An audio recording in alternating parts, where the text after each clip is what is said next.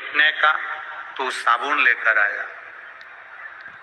जरा विचार करिएगा, मां अपने बेटे से जब 100 रुपए का हिसाब ले सकती है तो वो परमात्मा भी तुम्हारे जाते से ही 100 साल का हिसाब लेता है कि तुमने मृत्यु लोक में जाकर करा क्या।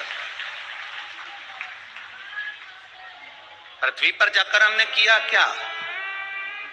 भूमि पर जाकर हमने करा क्या? भगवान का नाम कितना लिया, भगवत स्मरण कितना किया, भगवत भजन कितना किया, भगवत नाम कीर्तन कितने किया।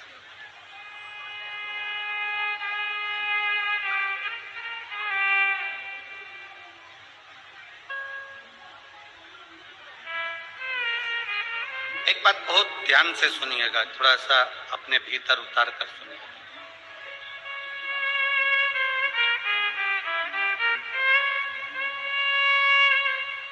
अपनी जिंदगी में उतारिएगा ये चीज।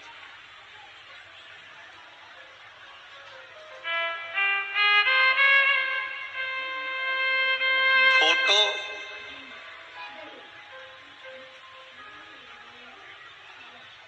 तस्वीर मोबाइल पर, स्टेटस पर, व्हाट्सएप पर उसी की लगाना चाहिए।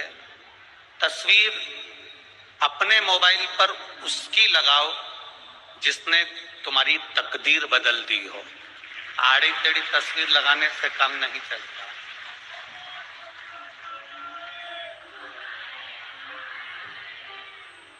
तस्वीर उसी की लगाई जाती है मोबाइल पर जो तुम्हारी तकदीर को बदल दे। उसी तरह अपनी चित्तवृत्ति में, अपने मन में, अपने विचारों में, अपनी सोच में, अपनी बुद्धि में उसकी शरणागति ग्रहण करो जो तुम्हारी तकदीर को बदलने का सामर्थ्य रखता है, और वो कोई दूसरा नहीं हो सकता, वो केवल देव अधिदेव महादेव ही हो सकता है, दूसरा हो ही नहीं सकता। अकाल मृत्यु वो मरे जो काम करे चंडाल का, और काल उसका क्या बिगाड़े जो भक्त हो महाकाल का। जो शिव की आराधना करने वाला है, जो शंकर की आराधना करने वाला है, जो शिव तत्व में डूबने वाला है, जो शंकर भगवान की शरणागति को ग्रहण करने वाला है, वो संसार सागर में कभी डूबता ही नहीं।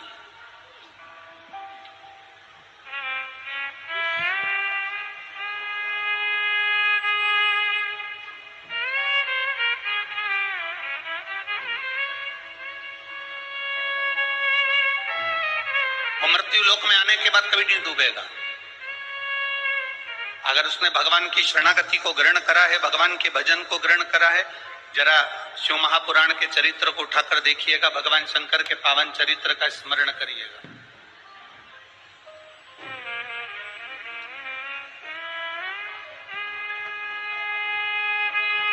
ब्रह्मा जी ने भगवान विष्णु से प्रश्न किया है, मैं आपकी नाभि से प्रकट हुआ हूं, आप मेरे पिता हो।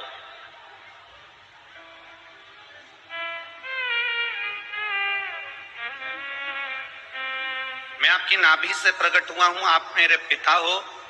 पर ब्रह्मा जी ने भगवान विष्णु से प्रश्न किया कि मुझे मेरे पिता का नाम मालूम है, क्या आपको अपने पिता का नाम मालूम? ये ब्रह्मा शिव महापुराण की कथा चल रही है, थोड़ा सावधानी से सुनना। ब्रह्मा जी का चरित्र कोई साधारण चरित्र नहीं।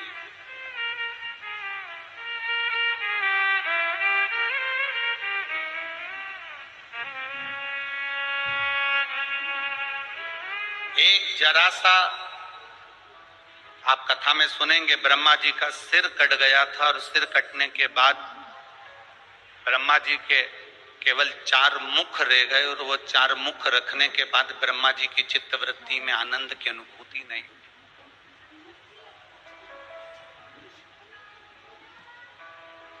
ब्रह्मा जी ने प्रश्न किया कि मुझे मेरे पिता का नाम मालूम है जिन्होंने मुझे प्रकट करा, मैं आपकी नाभि से प्रकट हुआ हूं, कमल के पुष्प के ऊपर मेरा जन्म हुआ है, पर मुझे अपने पिता का नाम मालूम है, क्या आपको अपने पिता का नाम मालूम है? भगवान विष्णु से पूछ रहे हैं। तो भगवान नारायण के मुख से सरल भाषा में निकल गया कि मेरे पिता तो देव अधिदेव कोई दूसरा मेरा पिता है ही नहीं।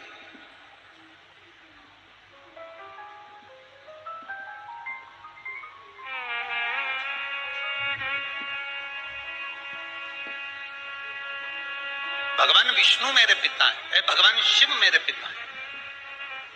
अच्छा, कई लोग कहते हैं गुरुजी ये आप कह देते हो कि भगवान नारायण के पिता भगवान शंकर हैं, तो ये कथा कहां कहां मिल सकती है?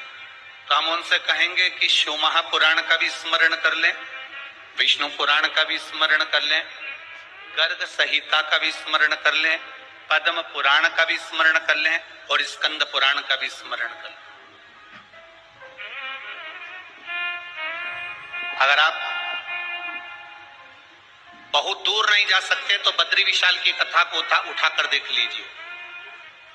बहुत दूर आप नहीं जाते तो बद्रीनाथ जी की कथा को उठाकर देखिए कि भगवान नारायण और लक्ष्मी शंकर भगवान के पावन धाम में घूमने के लिए निकले और घूमने के लिए भ्रमण करने के लिए जब बद्रिकाश्रम में पहुंचे, बद्रिकाश्रम की जो भूमि थी वो शिव जी की प्रिय भूमि थी, जहां पर आते से ही लक्ष्मी जी का मन लग गया और लक्ष्मी जी ने नारायण से कहा ये भूमि मुझे चाहिए,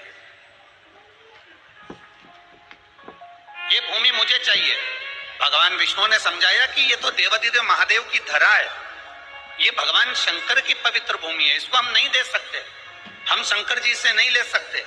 लक्ष्मी जी ने भोजन करना बंद कर दिया, पानी पीना बंद कर दिया। तब नारायण को लगा कि इसके लिए ये जमीन देना ही पड़ेगी।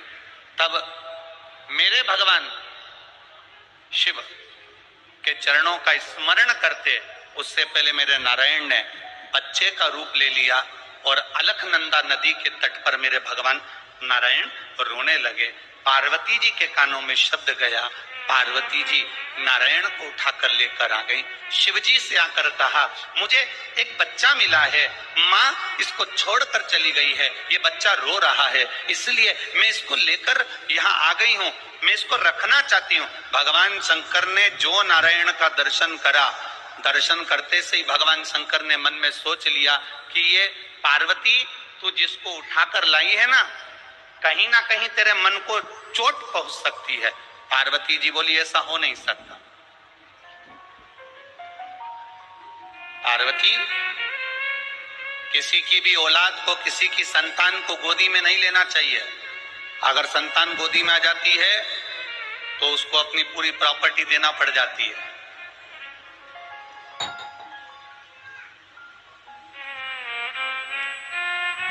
अगर संतान गोदी में आई है ना तो उसकी पूरी प्रॉपर्टी तुम्हें देना पड़ेगी।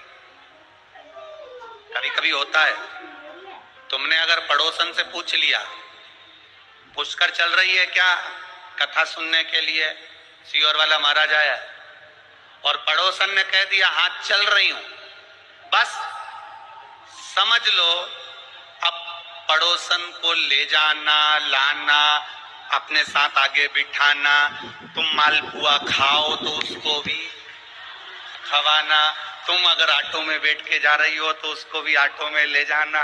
मतलब अब तुम पुष्कर कथा में नहीं आई हो, तुम उस पड़ोसन को गोदी लेकर आ गई हो। अब जो करना है तुमको ही कर, अब वो नहीं करने वाली हो। और तुम्हारे करने में अगर जरा सी भी कमी रह जाएगी ना, इतनी सी भी कमी रह गई तो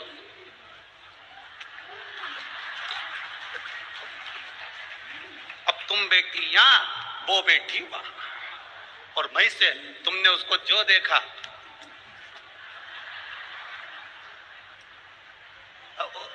गोदी ली ना, अब गोदी ली है तो जाओ,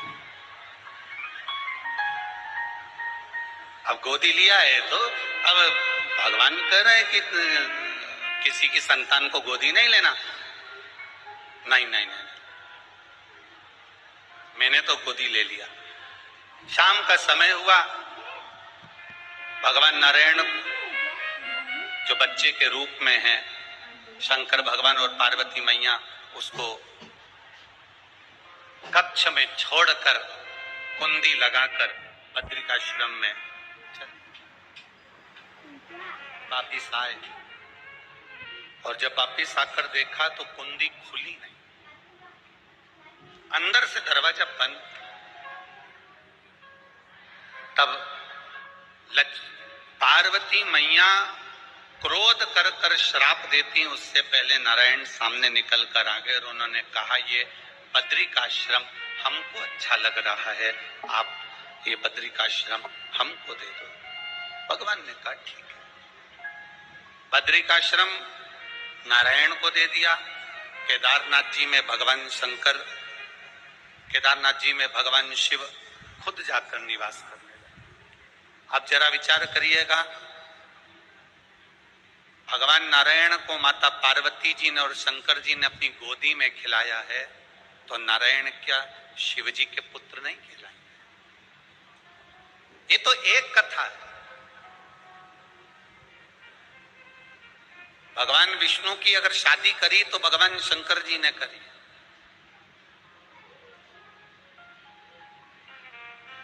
भगवान नारायण का अगर लक्ष्मी जी से मंगल विवाह करा तो शिव जी ने करा। ये सहजता नहीं है महाराज। अब ब्रह्मा जी ने कह दिया कि तुम्हारे पिता का नाम क्या है? भगवान विष्णु ने अपने मुख से कह दिया मेरे पिता का नाम तो देवाधिदेव महा। बहुत बहुत सावधानी की कथा है। इतनी सुंदर बात भगवान विष्णु ने कही कि मेरे पिता भगवान देवाधिदेव महादेव। हमारे जैसी मूर्खता कभी देवता नहीं करे। हम जब भी नाम लेते हैं तो अपना खुद का लेते हैं, अपने परिवार का लेते हैं। ये प्रॉपर्टी किसकी है? तो कहा मेरी है। हमारे पिताजी की प्रॉपर्टी है, हमारे दादाजी की प्रॉपर्टी है। दुकान किसकी है? हमारे दादाजी की। मकान किसका है? हमारे दादाजी का। घर किसका है? हमारे काका जी का था, दादाजी का था। दादाजी से हमको मिला, हमारे पति को मिला, ऐसे मिलते मिलते गया। बेटा किसका? हमारा। बेटी किसकी? हमारी। परिवार किसका?